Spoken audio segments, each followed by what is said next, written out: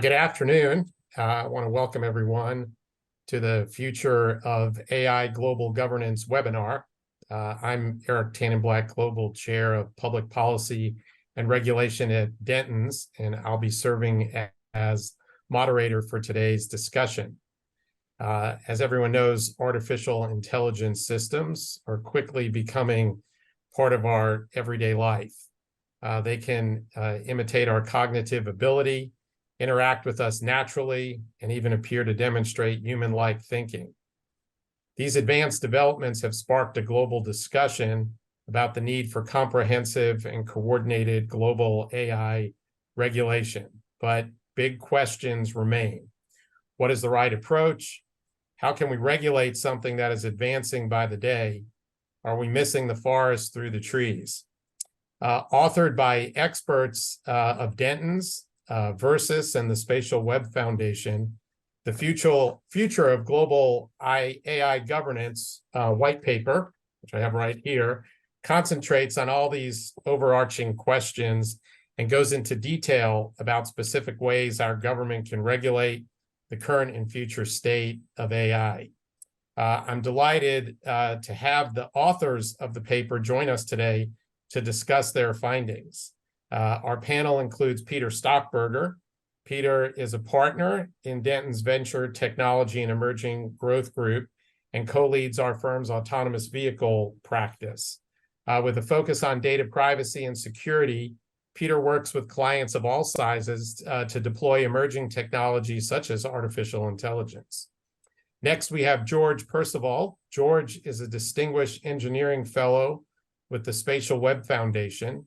As a CTO and chief engineer, he led engineering and cyber-physical and information systems for NASA, NSF, Hughes Aircraft, and General Motors. He has also led the development of open standards in the Institute of Electric and Electronics Engineers, International Organization of Standardization, and Open Global Spatial Consortium. Next, we have Gabriel Rene, who is the CEO and co-founder of Versus, the developer of COSM, the world's first network operating system for distributed intelligence. As an emerging technology pioneer, he has architected enterprise and consumer software and services in partnership with companies such as Sony, Intel, Microsoft, and Apple, and many more. And then finally, Philippe Segai. Philippe is a chief adoption officer at Versus. He's a tech entrepreneur, investor, and has 2 decades of operational executive experience for B2B tech companies in areas such as CRM, e-commerce, and AI. I want to thank all of you for being with us today. Look forward to this discussion. And I invite and encourage everyone to use the Q&A feature during this conversation. Please ask your questions, and we will follow up with you if we don't have time at the end of the session. So we're here to talk about the future of AI global governance from a public policy perspective, specifically the new white paper that was co-published by Dentons Versus and the Spatial Web Foundation. So before we begin, I want to ask Peter maybe to kick it off and tell us a little bit about how this report came about and what is it all about. Yeah, thanks, Eric, and great to have everyone join us. I know it's sort of it feels like the start of a bad joke. Like, how did a lawyer, technology company, and a standards organization get together?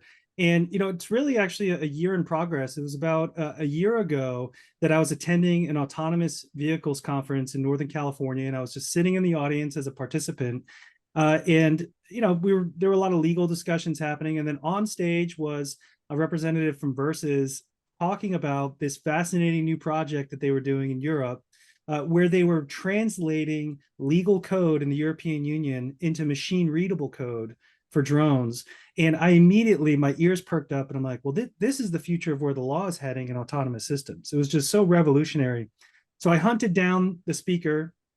We had lunch, and that lunch turned into meetings and going up to LA and visiting Gabe and the team, and Philippe and I jumping on calls and chatting through it. And we started to really sort of gel together this idea of the current debate in the public policy space around artificial intelligence is really missing the point about the future trajectory of AI. We really saw a gap. And the reason why we saw this gap was because we're seeing governments at the global, the US level, focusing AI policy, AI regulation on regulating the people, the deployers of AI, or the organizations using AI. But they're not actually addressing how the systems interact. And Gabe, I'll toss it over to you to kind of dive a bit more deep into that kind of concept. But that was the gap we saw. And so from a legal perspective, I'm very much interested in how do we shape the law and regulation to ensure that there's clarity and there's consistency. And really, Gabe, from the versus side, the technology perspective, the current regulatory debate is missing what is the true promise and possibility behind the technology. Yeah, thank you, Peter. It's great to be here. Nice to see everyone. Thank you for joining. I mean, I think this idea of these critical blind spots was first sort of an instinctual understanding, given our familiarity with the technology in the space. As we were putting the paper together, and we did a very thorough, meta-analysis of essentially all of the regulatory activities on the planet currently around AI and autonomous systems, IoT, and some data privacy related, regulations. It became clear that these blind spots were large, and that no one was considering the trajectory of AI. I think we've got a few slides. Are we going to walk through those next? Would you like me to do that? I think we're going to do that in a bit. If I could just jump in, because I want to just drill down a little bit on the problem that the paper is addressing. So, Peter mentioned a lot of policy proposals that are floating out there around AI, from the EU to our lawmakers here in the United States. So, Gabe, maybe you could, let me ask you for your view, and perhaps the slides can help, but what are the current attempts at AI policy? What are they getting right? Where are they missing the mark? And what are the blind spots in the current strategies? Well, the major blind spot is kind of and even what they're getting right are function of the same problem, which is actually the engineering approach to artificial intelligence.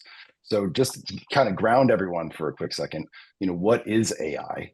The way to think about AI is that we're shifting from an age where we have essentially an information age. We've been collecting and enabling access to information. And we've been developing software where we give it the instructions and we sort of program it what to do.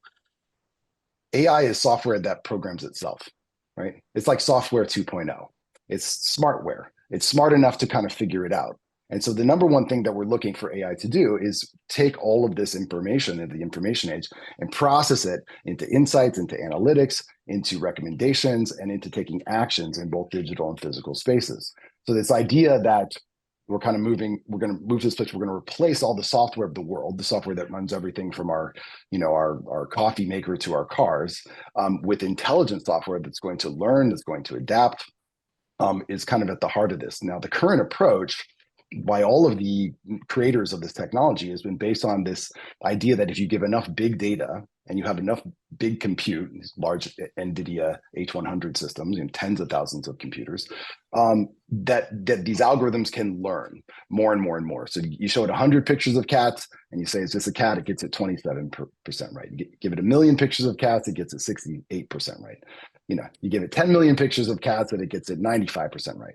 And so this idea that scale will somehow lead to ultimately what's considered to be general intelligence, that not just intelligence in one category, like it can learn language or can learn images or learn how to drive a car, but it can learn to do any and all of those things essentially at human scale.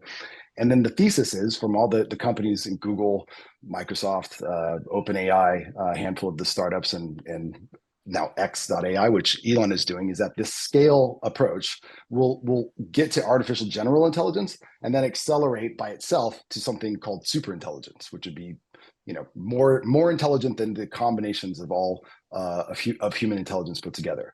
So now you have a spectrum of problems around governance. One is these big black boxes are so uninterpretable And since they've collected information from the web, they have issues around bias. They clearly have issues around explainability. And then as they start to take actions in the world where they understand something, but not entirely enough of the context, they can cause, economic harm. They can cause even existential harm. So you have this whole range of challenges that have, made regulators understandably very concerned. And so what they're getting right is the idea that these systems should not get above a certain size, and that they need to be registered and regulated, and essentially we need to track the development of these things. I think what they're getting wrong is that if you have companies building things they don't understand that are supposed to exceed human intelligence and get increasingly autonomous, at some point you have to ask the question, how do you control the autonomous thing? And does nothing to merely fine the company for letting the thing loose, right? And so that's really the big blind spot is around this idea of autonomy. How intelligent are these things going to get, and how much autonomy is appropriate? It's a double-edged sword. We want the benefits of autonomy. Please figure things out, make decisions, and take actions for us. But do it in an intelligent way, such that we don't have all these negative sort of hazardous side effects, which range from sort of largely unacceptable to completely existential. And so this is at the heart of the problem is really the autonomy problem. And governance is a function of how much control do we give over these autonomous things as they increase in intelligence and autonomy. So why don't we put up the slides? You may have covered some of the slides, but maybe you can comment on the slides, and then George and Philippe, love for you to jump in as well. Sure. So let's just run through these really quick. The number one thing to think about is that what artificial intelligence is enabling is autonomous intelligent systems.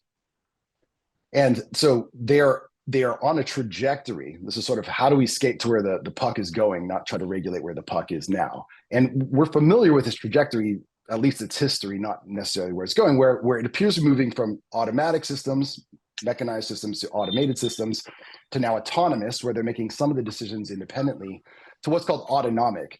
Autonomic systems are essentially ecosystems of autonomous things. So your autonomic nervous system works because your brain is not controlling the activities of your digestion or regulating your temperature or anything else. So you're moving towards this sort of intelligent systems that are ultimately going to be increasingly autonomous.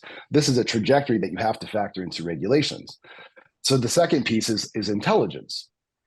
So intelligence, next slide, please.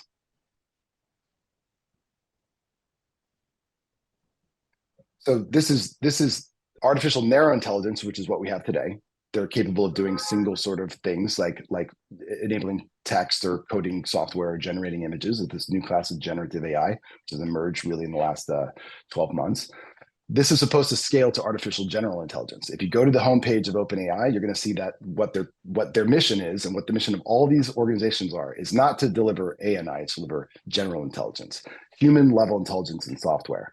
And then the thinking is these things can scale themselves up. They'll be smart enough to figure out how to scale themselves up to this super intelligence, which surpass human intelligence. So autonomous intelligence. And then the final thing is that they're not going to merely be single units, like a single machine, but we believe they're going to move towards systems. Next slide, please.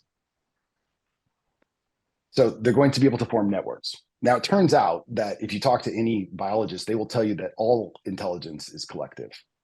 Everyone sitting here today has about 30 trillion cells, right? You are a combination of multiple different systems working together. In fact, 70% of you is bacteria. So the idea that like the supercomputers of the IBM that eventually did not win, but rather the personal computer networked together on the World Wide Web is what won. And we think this is a contrast between the current approaches where we have to factor in like regulating one company, but in reality, these things are going to be everywhere. They're going to be in the fabric of our civilizational systems, operating our smart electrical grids and running our financial systems and managing smart buildings and smart hospitals and our homes. So it's important to think about this trajectory of autonomous intelligence systems. And finally, last slide, they're going to move from just digital systems into the physical world around us, what's often thought of as Internet of Things and robotics, so cyber-physical systems. And this combination of these various sort of the evolutionary track that these systems seem to be running on is where we believe we need to be focusing governance. And this is why the paper is called The Future of AI Governance, because we think that if these systems are evolving at such a rapid rate, given the normal rate of regulation trying to play catch up, we cannot afford to not think ahead and take that sort of foresight, especially having looked at some of the failings of Web 2.0. We can't do that in a new intelligent Web 3.0, where AI is powering autonomous intelligent systems, at planet scale. And so what's interesting when we put this into the perspective of numbers, right? So when you think about it, we have 8 billion people today on the planet. And when you look at the IoT things, depending on the report that you look at, we're looking at 30 billion by 2030. So this is the size of the opportunity and the challenge, right? So managing 30 billion IoT edges or things is not at the grasp of human mind. So we need AI to be able to do this. Now, when you bridge that with the state of the legal apparatus today, when analyzing all the policies that have been put out there, they were very much focused on managing people, managing the developers of AIs, managing the companies that are pushing out AIs or developing AIs themselves. So we're looking at this from a lens where legislation is made by humans for humans. And now we're finding ourselves in a situation where we need legislation that's going to manage humans and machines, that interaction. And going forward, if we follow that trend towards autonomy and an autonomic system, it's going to be managing AIs with other AIs, right? So we need to find a way to actually govern the AI itself, and not only govern it, including the capacity to basically enforce, audit, and steer it in the right direction based on our norms, our culture, and our ethics. So this is another blind spot that we identified. What's being done right now is important and necessary. We believe there's something else that we need to do on top, which we mentioned, and we're going to discuss a bit later here in the conversation. George? Yeah, I appreciate that. And it's always inspirational to hear the vision of that Gabriel and Philippe lay out, because we're in a rapidly changing time, right? We know AI, artificial intelligence as a technology, and the products that are coming out are radically changing the world that we have. What we need to go along with that is the engineering in order to bring that into alignment, if you will, with the social norms and values. Engineering is an iterative process that refines technology to make sure that it's suitable for society. It gives us those norms about how to develop products and the like. Right now, we got a bunch of bright, shiny new AI products that don't really fit into this ecosystem that we've just heard about. And so that's where the Spatial Web Foundation, the IEEE standards that we're working on provide that engineering aspect to fill in those blind spots of AI. We're defining architecture, protocols, governance for the ecosystem of AI. And those pieces will make the AI fit with other technologies and allow us to promote well-being based upon AI. And it lays the groundwork for the policy discussion, legislative, legal perspective that regulators and legislators can make use of. And so that contribution is coming about through the standards development of the Spatial Web and IEEE. So you mentioned the legislative and legal aspects. So Peter, let me turn back to you, and maybe we could, Brian, get the slides. If we could take the slides down, so we could see all of the panelists. But from a legal and legislative perspective, Peter, do you think regulators and legislators know about these blind spots, or does this represent a paradigm shift in how AI regulation needs to be considered? I think it does represent a paradigm shift. I think they're starting to recognize the blind spots as you start to listen to more public testimony about these issues. So to give you a sense of where the regulatory framework sits globally and in the US, we really have three approaches occurring right now. This first approach is a sort of market-based approach. We're going to let the market figure it out amongst market players.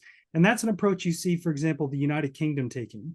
The United Kingdom is setting out, we're going to have general parameters, but we're going to let the market sort of drive the discussion with the regulators, and we're going to be hand in glove with the market.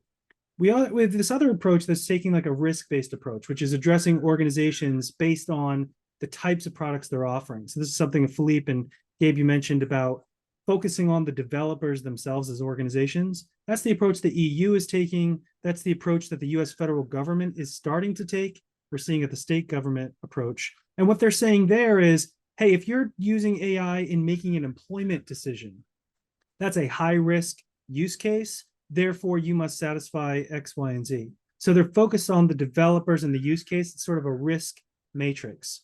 The problem with that approach is that they're missing this sort of underlying network. And that's what drew me to this concept is the fabric upon which all AIs connect has to really be governed in order for it to be interoperable, to address issues of transparency and fairness. And I'll give you an example of where I think, Eric, the regulators are starting to pick up on this.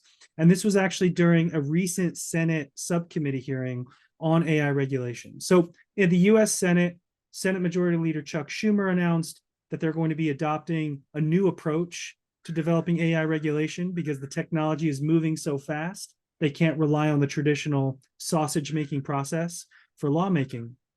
So they're holding these informational sessions. Probably saw in the news, they had a closed-door meeting with a lot of tech leaders, and they're holding these subcommittee hearings. Well, during one of the most recent subcommittee hearings, Microsoft CEO was testifying, Brad Smith, and he was being asked, you know, hey, if you were going to write AI regulation for the federal government today, what would you do? And he focused on, well, I think you should focus on the high risk use cases right now, the generative tools, the LLMs that present the highest risk. And Eric, your senator from Georgia, Senator Ossoff, came back and said, well, if we only focus on the high risk use cases, how are we possibly going to address the thousands, if not millions, of AIs that are going to interconnect and be operating outside of those big players? I suspect maybe he read our paper. And Eric, I will admit, I sent Senator Ossoff our paper, and let's just hope that he did read it, and that was the reason for his question. But with regards to the paper itself, there's some policy proposals. So if AI is on the path to being autonomous and will eventually make up a network of AIs, how does the paper address the question of how we can regulate systems that are on a path to regulating themselves? yeah, Peter, well, why don't you start? Yeah, Gabe, I was just going to mention that last part of that testimony, which I think tees up what our paper seeks to address, is Brad Smith's answer to that question, Eric, about, well, what do we do about the rest of the AIs? He said, well, we're probably going to need some type of protocol that addresses everyone. And how we get to that protocol is sort of an open question. In my view, that's what our paper addresses is, well, what does that protocol actually look like? So Gabe, maybe you can sort of elaborate with George and Philippe on the sort of socio-technical standards that we introduce and what those protocols are. But from a legal regulatory perspective, Eric, like that's the Q&A, that colloquy, that's where our paper fits in this discussion, is it's a proposal to answer that question. Yeah, so Philippe, you want to go first?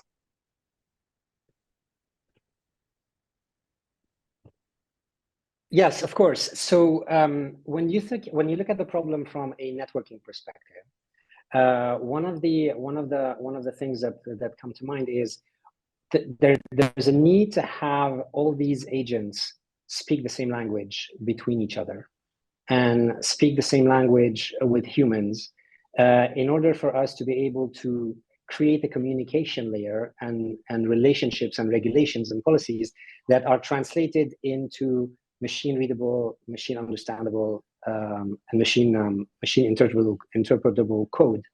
And so one of the approaches was to look at developing protocols and communication standards that allow us to define and to model the relationships and the world basically to machines in a way where everybody can share and understand each other.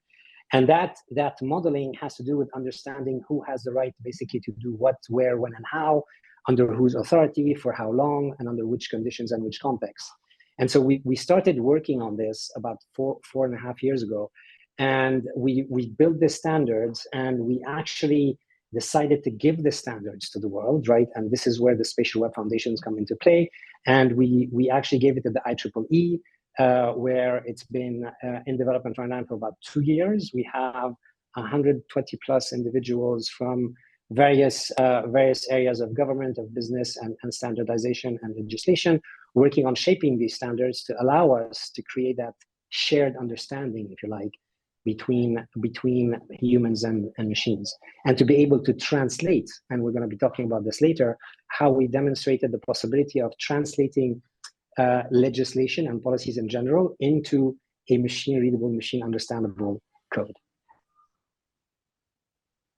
So I think one of the technical challenges that we saw early on and started building towards, and I often attribute this work to being like Noah building an ark in the middle of the desert when there's no rain, which we started 5 years ago. And then now the rains have come, right? And so what we recognized was that, and George can speak to this better than I can, but the actual hidden foundations of modern society are standards. They're these protocols that upon which we build our society, whether it's like electrical standards, whether it's communication standards like TCP/IP for the internet or HTTP for the World Wide Web. And these technical standards actually form the basis, and a lot of legislation has actually been drafted around and from to build a building to code, as an example, requires you to meet the IEEE standards for electricals here in the United States. But the real challenge was, how do you build socio-technical standards? They're not just standards that address sort of technical functionality, but how do you model for a machine things like ethics or values or laws? How do you deal with uncertain data? Explaining something, this is Dentons, I think you probably know this with some of your clients. Autonomous vehicle companies are trying to figure out how to translate the laws on every street in the world. And laws are often ambiguous. They're interpretable. They require courts. Well, we don't want 30 billion devices out there running around and leaving that open to court interpretations. So we were able to design something that kind of takes a first principles approach, looks at human cognition, and could understand how we process information in such a way that we can have definitions around things like ethics and things like values and things like rules that have a generalizable foundation, but a regional applicability, because not everyone has the same ethics. We talk about bias today in AI and machine learning. The problem is they're trying to take this big model and get the perfect non-bias machine that then everybody uses. But bias is what makes the world go round. What you want is a plurality of bias and a marketplace of bias, like a marketplace of ideas, where we compete with what we think is right or wrong or good or bad at any one time. If we had reached artificial general intelligence 350 years ago, they would all think that slavery was a normally decent idea and was completely ethical for most parts of the world. So we need things that can learn and adapt and that have the diversity of the types of expressions, like you might think of adapters that we use today for electrical sockets as we move around the planet. George, you can maybe speak to this a little more. Yeah, and I want to pick up on the slide that you had earlier about, what are we transitioning into and how do we address it? And that is going from things that are automated to things that are autonomous. Things that are automated have a script, they run, they do what they're going to do, they've been programmed by somebody. Autonomous systems are things that have goals and they change their goals. And so what goal should this autonomous agent choose? What goal should an agent choose? That should is the ethical question. And so as Gabriel has posited, we now have an ecosystem in which agents, which include humans, of course, are going to make these choices about goals and have a discussion that is societal driven, which now includes these AIs, and they need a language to be able to communicate. The language that we've defined is the hyperspatial modeling language, which Philippe described its basis with respect to agents and contracts and activities and the like. The one key thing there with respect to modeling is the spatial thinking. So spatial web, spatial thinking is not a new idea, but it's a metaphor for how to engineer systems. It's actually quite old. Spatial computing has been, a new term. We got new goggles now that allow us to do spatial computing, but it really is a metaphor about how we think. We just ran across this the other day, a quote by Bergson, Henri Bergson, 1889. We express ourselves in words. We think in terms of space. And so AI has allowed us to increase that capability to think in terms of space and compute spatially. The spatial web essentially defines a geography of these autonomous agents. And so with those structures, in particular HSML as a protocol and the like behind it, we're able to show the world how to enable this ecosystem where AIs, like ChatGPT and the like, are able to do things that we think, collectively they should be doing. So that's the direction that we need to go to based on that. So staying on that point for a second with regards to a concept of a common language or protocols and socio-technical solutions, and you mentioned ChatGPT. So what if policymakers, let's assume they agree with you and they say, well, let's adopt this approach. So how would this approach address current AI that's causing heartburn, like ChatGPT or similar large language models?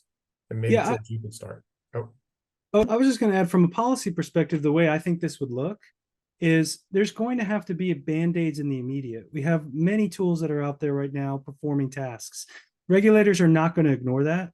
So we're going to have, I think, really for quite a while, probably a piecemeal framework around these issues, probably based on sectors. You're going to see more focus in healthcare, more focus in finance, more focus in employment.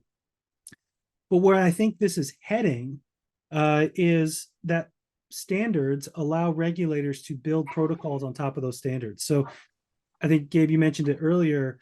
We see standards in legislation already saying, if you want to operate in this space, you must be operating on this baseline protocol, this grounding standard. Something that the Versus team we chatted about early on and is in the paper that is the concept of that these are like grounding standards, like how electricity had grounding standards.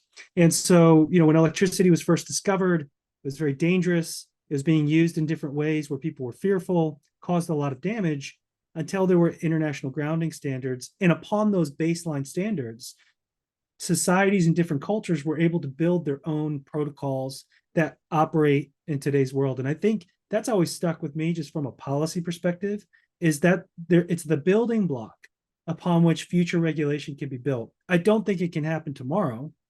And in fact, the IEEE, George, and the Spatial Web Foundation, you guys are still building these protocols. But I think the point of our paper is that future regulation, the future of AI governance, is going to have to take into account this concept. Otherwise, it will hit a ceiling.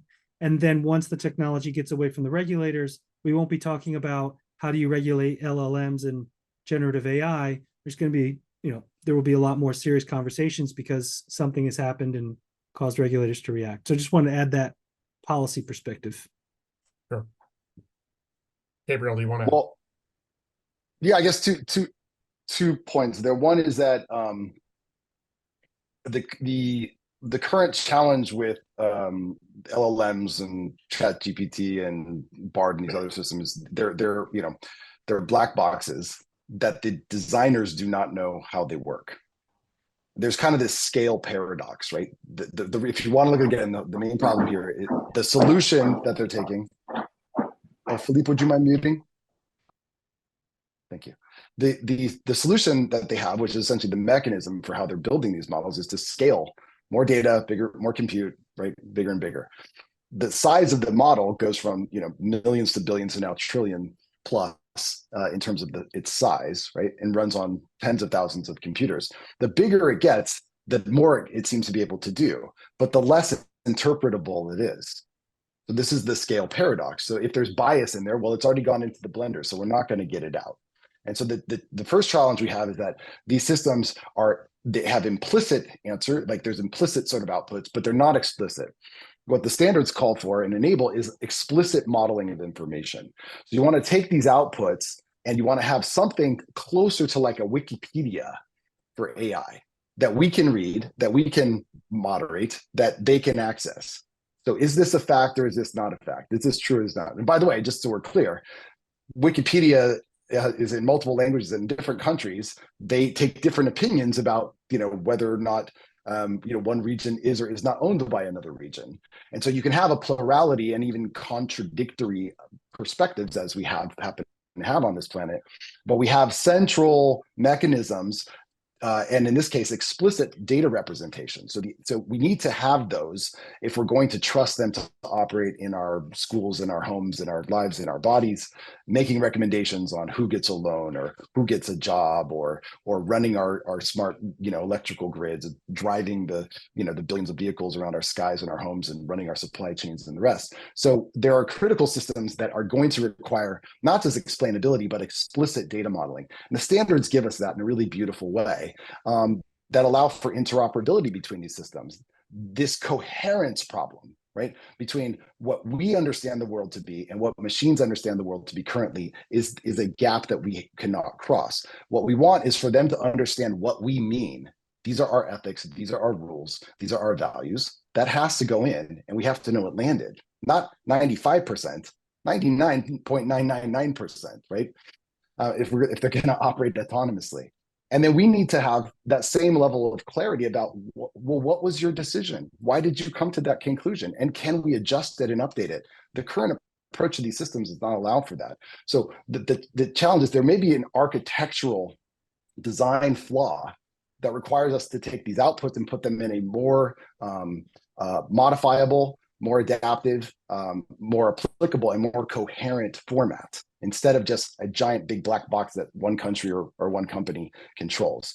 And I think then to your point, Peter, the whole notion that this has been done before, we've seen this in multiple times, both the problem with a centralized power approach.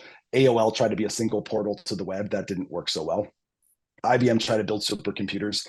The head of IBM at the time said couldn't see a market for more than 4 computers on the planet. As Philippe was indicated, we're coming up on 40 billion computers. And so a distributed, decentralized network approach built on open networks and open standards, like we have in almost all of our communication networks on the planet, has proven to be a very useful and very effective mechanism that distributes power, in this case would distribute intelligence, and would allow us this sort of explainability and auditability that not only gives us smarter systems, but can also give us safer systems. George, did you want to add anything to the discussion? Yeah, really just reinforcement of what Gabriel just said. It's about communication between these autonomous agents, right? They're making decisions based upon goals that they hold, based upon an understanding of the world that they have at the time they're making that decision. And we need to task them with explaining their decisions. They need to be able to not be a black box and be able to explain that. So first off, of course, is having the language like HSML to be able to express that. But also it's a challenge for AI technology to be explainable right now. Versus, let me do a shout out for Versus, that they've developed some explainable AI that's human interpretable, focused on this introspective processes. They're able to actually kind of look at what's going on internally, as we do, right? And say, okay, if somebody asks you, why did you make that decision? You can explain that in a language that others can understand. And then we have the dialectic about, is that the right decision? Why did you make that decision? Don't make that decision in the future, or penalize them at some point. I don't know. We're into a brave new world, right? Yeah, to piggyback on your comments, George and Gabe, I think what's also interesting is the one thing that comes to my mind is the concept of compliance, right? So when you start having explainability, when you start having interoperability, when you start having the capability to understand why decisions have been made and where they're going, you start to have compliance. But the most important word here is by design, right? So it's not an afterthought. It's something that's already built in at the foundational level of any AI, which is its data and its data model. And when you have that ingrained at that level, we can start thinking about the possibility of actually scaling compliance, whatever that compliance may be to whoever it may be, right? But the idea is to have, we have a policy, we would like the AIs to abide by that policy, be it societal, be it physical, be it legal, right? And what's, and it raises also, so we've obviously worked on this with several projects. One that we're going to be talking about a little bit later, but I'm going to bring it up now for the purpose of pointing the necessity of actually adapting legislation today. So the project was a project called Flying Forward, happened in Europe. It was about setting up the infrastructure for the governance of autonomous drones on urban cities for the purposes of point-to-point delivery, infrastructure, surveillance, and security. Now, what's interesting in there is that, first of all, we demonstrated that we have the capability to inject legislation, to have it embedded inside the actual decision process, defining various rules and regulations. But what's also super interesting is that we encountered some challenges where legislation was, to Gabe's point, not explicit enough. I'll give you a concrete example. What does flying safely mean? Depending on who you talk to as a human, you'll have different answers, right? When you're running this on autonomous drones, you cannot afford ambiguity. You need to define explicitly what safety means. So flying safely may mean, depending on where you are, which country, flying at a certain altitude, at a certain speed, in certain weather conditions, with specific credentials over densities of population that are clearly defined. There is nothing in the legislation today that allows us to be able to define that, and legislation was built in a way for this to be ambiguous or not explicit, and it is what it is because legislation was written by humans for humans. So that modeling and that shared understanding leads to a more governable compliance at a scalable stage. So there's a number of proposals on AI regulation today that are trying to rank AI by risk to society. Higher risk systems receive greater scrutiny. But interesting, in the paper, you all propose a different type of ranking system. So what is that ranking system? And Peter, I'm going to start with you. And how does it interplay with the standards we've already been discussing?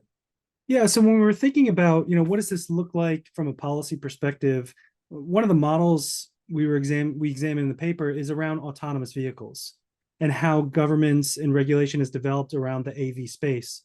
And years ago, a standard setting organization, SAE, released what they viewed as the 5 levels of autonomous vehicles, level 0 to level 5. And those 5 levels depend on the autonomy of the vehicle. So right now on the roadway, if you drive a Tesla, it's generally seen around a level 2 technology. It's got some self-driving capability, the self-park features. Level 3 is getting a little bit more advanced where it can actually take over, do lane changes, bring you down the highway. Level 4 and level 5 are driverless. So this is what we see in San Francisco with companies like Waymo and Cruise operating fully driverless robo-taxis on the roadway. We're really at level 4 right now. Level 5 is taking over all driving functions. There's really no human being involved. That's the trajectory of where AVs are heading. And what lawmakers have done, both in Europe and in the US, is they've been building laws based on the level of the vehicle. So you'll see either at the state level or the federal level, standards that say if you're a level 3 technology or above, X, Y, and Z is the case. To give you an example, this is happening in liability shifting. We are seeing actually rules saying if it's a level 3 or above technology, the presumption of liability shifts to the manufacturer from a product liability standard. So they're building laws and standards around this ranking of autonomy for the drivers. So we thought, well, that model could scale and apply to intelligent systems as well, these artificial intelligence systems. And so, we came up with a ranking system, and we can pull up that slide, Brian, to show what this sort of looks like. But we basically said, well, what if legislators also agreed on a ranking of intelligence? And the more intelligent, the more autonomous an AIS is, here's a different governance model that should be in place based on the intelligence. And Gabe, George, and Philippe, maybe you guys can talk a little bit more about those governance models, from a lawyer. And Brian, if you want to go ahead and for right there, that's the slide. This is sort of the ranking system that we come up with in the paper. But from an attorney that works in the autonomous vehicle space a lot, that ranking system is an easy benchmark to immediately put yourself from a mindset perspective as to what we're talking about in terms of priority on legislation. And we think that a similar ranking system around AI could help regulators today conceptualize what they're doing. So, all right, if we're only talking about, Gabe, you mentioned the difference between artificial narrow intelligence, general, and super. All right, well, maybe we're only in a level AIS 1 today. And so AIS 1, we need a more centralized form of governance frameworks around these systems that would help the Senate, the House, the state legislators conceptualize what they're doing today, but also see a roadmap for what they can do in the future. And that's really where I see the benefit of this ranking system. But Gabe and gentlemen, maybe you have some other thoughts and perspectives on sort of how we came up with this ranking framework. Yeah, thank you, Peter. Well, I think the first thing to note is that this presumes the standards are the fabric that all AI systems are required to be deployed on.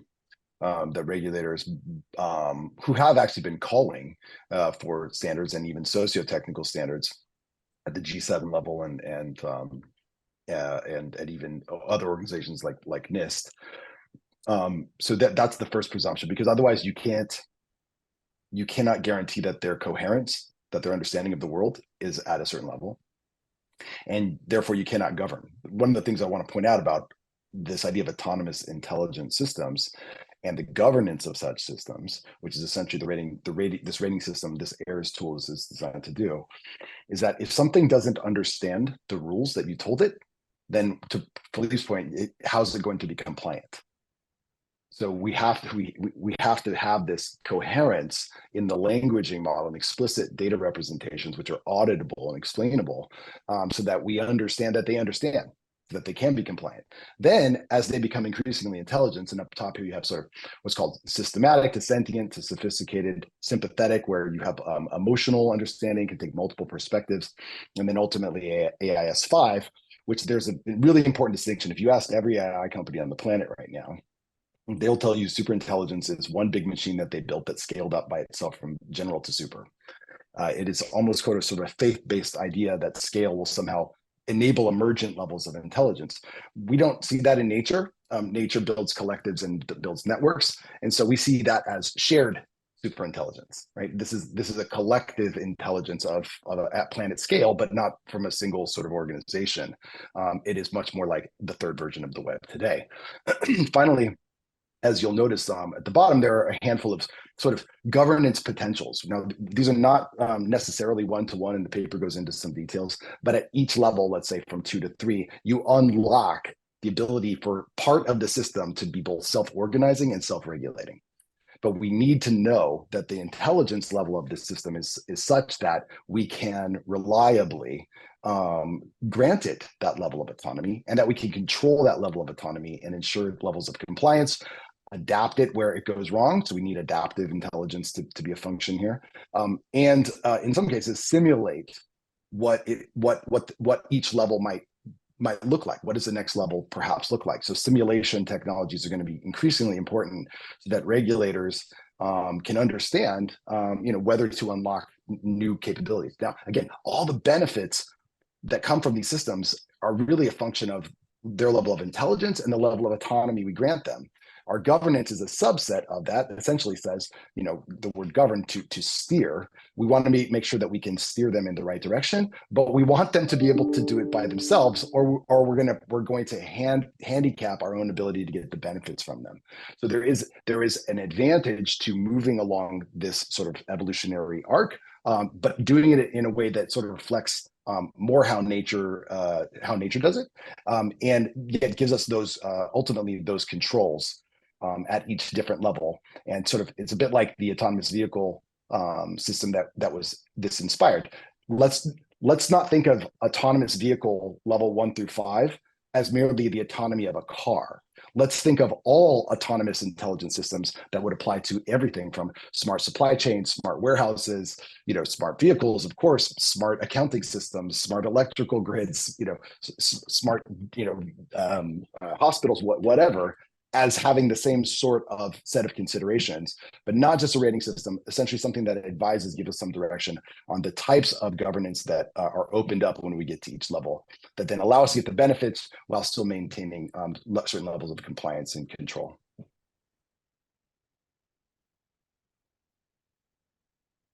George, did you have anything? Yeah, yeah. Let me weigh in a little bit and extend what Gabriel's speaking of with respect to our metaphor here for natural evolution and ecosystems and the like.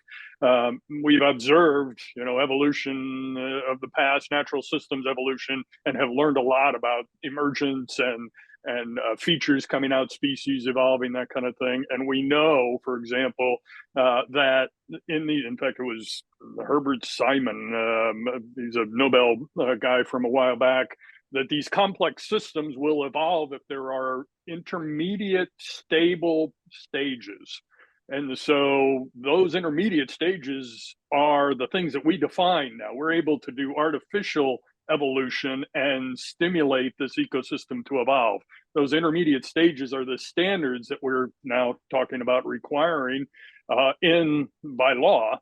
And they're the pieces that we've spoken about: the HSML protocol, the universal knowledge graph, the ecosystem governance, and now this rating system as a system to evolve and allow this set of artificial intelligence agents, autonomous agents, to be able to interact and emerge into a society we can't yet imagine, but we better, establish these stable intermediate parts so that it can get there in a way that we can interpret and affect.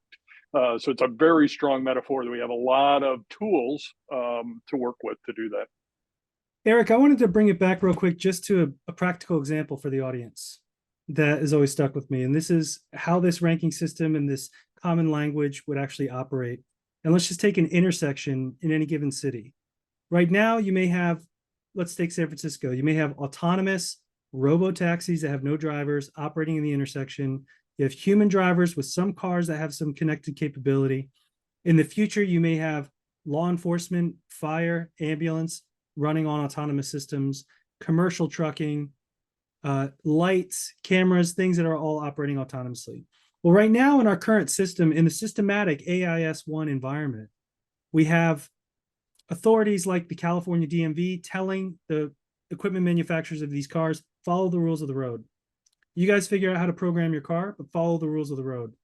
And then you end up having accidents or you end up having mistakes in these intersections. Well, what if the vehicle, the cars that are manufactured by the large companies, the municipality, the buses, the commercial trucks, are all actually speaking the same language on a single network, that the city is actually holding the keys to the network and says, if you want to enter this intersection as an intelligent system, you must be able to speak this common language, operate on this protocol, and you must be able to respond to our rules of the road as we adopt them from time to time. And so you can imagine a scenario where today, if an autonomous vehicle breaks down in an intersection and causes an accident or blocks an ambulance, whatever the case is, in the future, could the city then change the rules and say autonomous systems cannot be within the same intersection as an ambulance? We're going to have to make that shift now. We've had 2 accidents today. Any autonomous systems actually operating will read that. And Philippe, I think this kind of transitions us into this law as code concept. We'll read that law change and actually make the change themselves as an intelligent system. And to me, that's the difference. Like that small microcosm of the intersection is obviously scalable to the whole planet in all different scenarios. But it's the example of how in a real world scenario, this interoperability, this speaking the same language will enhance safety, can enhance transportation, and can address a lot of the problems we see on the road today. Can I comment on that really fast? I think that's such a great example, Peter. And one thing I just wanted to highlight is that because they're all operating on this sort of fabric, the spatial web standards, and that the city is essentially publishing new updates and laws to, which will start to happen faster in this sort of a system. Philippe, will you mind muting just for 1 second? The vehicles now must all subscribe to when ambulances hit the street. And so they actually can know that I cannot be within the trajectory of an ambulance, which is now I can see its actual route ahead of time, and I cannot go into that intersection if I'm within 300 yards, 1 mile, whatever the policy or the rule is. So this also ties into, I think, a number of the questions that I've seen pop up in the chat, which is how are the big companies going to, join the party here? They're going to be forced to join the party because alternatively, their only option is to build some sort of competing single system. And what I can tell you, having worked in this space for many years, is that there is no corporation on the planet that any city is going to have run the entire city systems. And every attempt has completely failed, whether it's Microsoft or Google or anyone else leading this. Because as Peter just pointed out, there's all these different manufacturers, there's all these different policies, there's all these different standards, there's all these different rules, and there has to be all these interactions between these things. So even if you're the largest technology corporation in the world, no one's going to buy your big black box AI and run the entire city on it. You're going to need this multiplicity of capabilities, and you're going to need these networks that enable something. So if your vehicle cannot subscribe to the let's say the emergency updates or SIG alerts on the road because your AI doesn't understand, my guess is they're not going to let you ride it on the streets in their city or in their municipality or state or otherwise. So you see, there's kind of this inevitable path to where if we want the benefits of autonomous intelligent systems, we have to take a systems level thinking, and a single provider is just not going to be able to dominate that space, no matter how big their market cap is or how big their AI model is. Yeah, Gabe. And so, oh, sorry. So yeah, go ahead, I was just going to mention, actually, because looking at the clock for the time, I think that's probably actually a great transition. We have a video that demonstrates kind of what this actually looks like, and using that flying forward example that Philippe mentioned. So, Brian, maybe you could pull up that video and play it here in the last couple of minutes we have on the clock.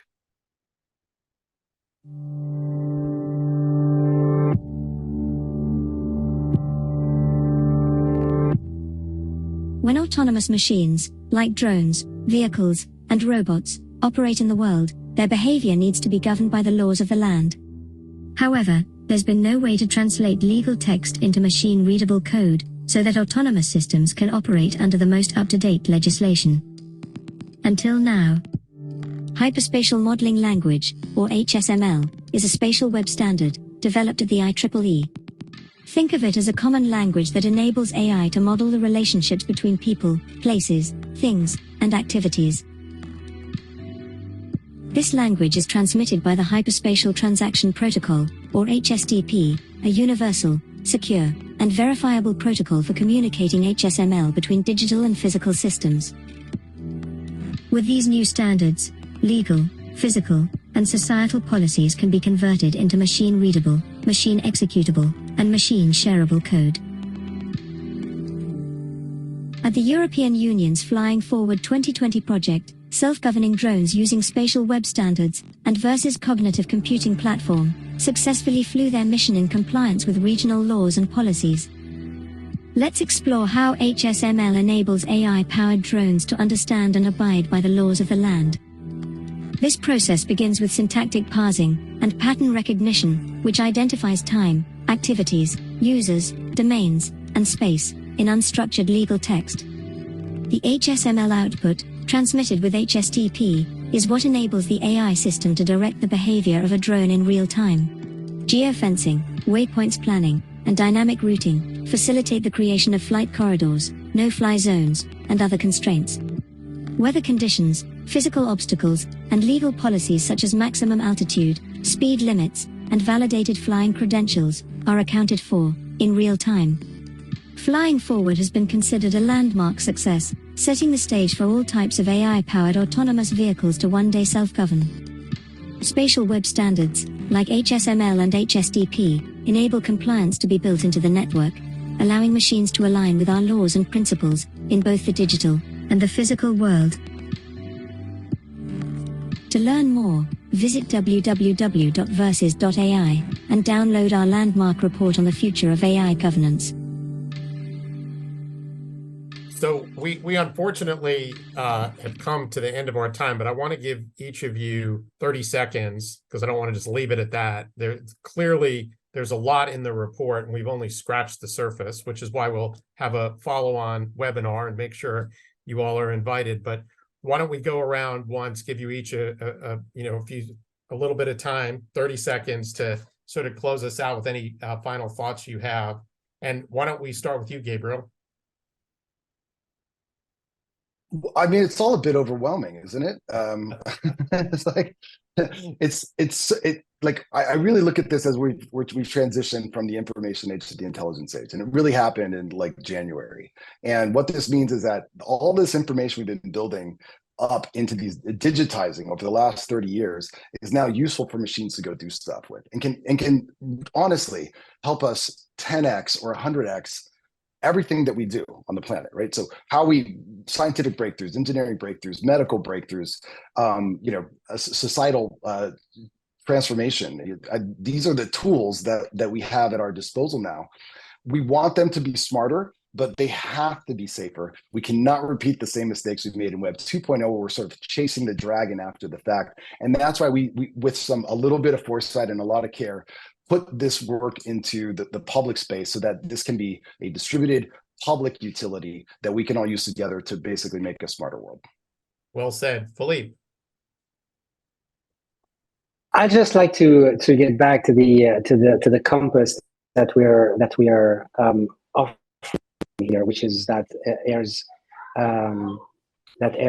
matrix. The idea here is to be able to provide a compass for compliance and trust. This is a framework that we were putting out there to be able to allow legislators and the rest of the world to look at the AI challenge in a more structured and governable way. George. Yeah, we're living in an amazing time, right? The idea that these smart agents will be embedded in everything you touch, and they're going to be talking to each other, is a technology whose time has come. And as we know, if we don't deal with some of the unintended and unexpected consequences, we're going to be looking back and saying, why didn't we do that? So now is the time to emphasize these socio-technical standards that get the values and norms of what we really share collectively into these products and make this technology very worthy of our use in our society. Excellent. Peter, you get the final word. Yeah, my final 2 cents is probably for the public policy audience, which is don't be afraid to think different about how AI regulation and policy is developed. If we're too myopic and just looking at what's immediately in front of us, to everyone's point, it's going to get away from regulators and the control that we all seek from a safety and reliability standpoint. And so as you address the immediate needs of today, we have to be thinking about legislation in a different way. And this concept of drafting laws that are machine readable, it's a revolutionary idea. I mean, you're throwing a lot of sort of legal concepts on their head. So the proposals in the paper are kind of audacious to put this out there, but we're excited about it. And I think at least it starts the conversation at the public policy level to be forward thinking in this space, which I know is something that most regulators and policymakers are struggling with right now, is how do we think about the future? Well, I want to thank all of you for a fascinating discussion. Again, if you have not read the paper, I encourage you to read it. There's a lot in there. We'll let you know when we have a follow-on webinar. And again, thank you for everyone who has watched the webinar and participated today. And we look forward to seeing you soon. And I wish you all a good balance of the day. Thank you all.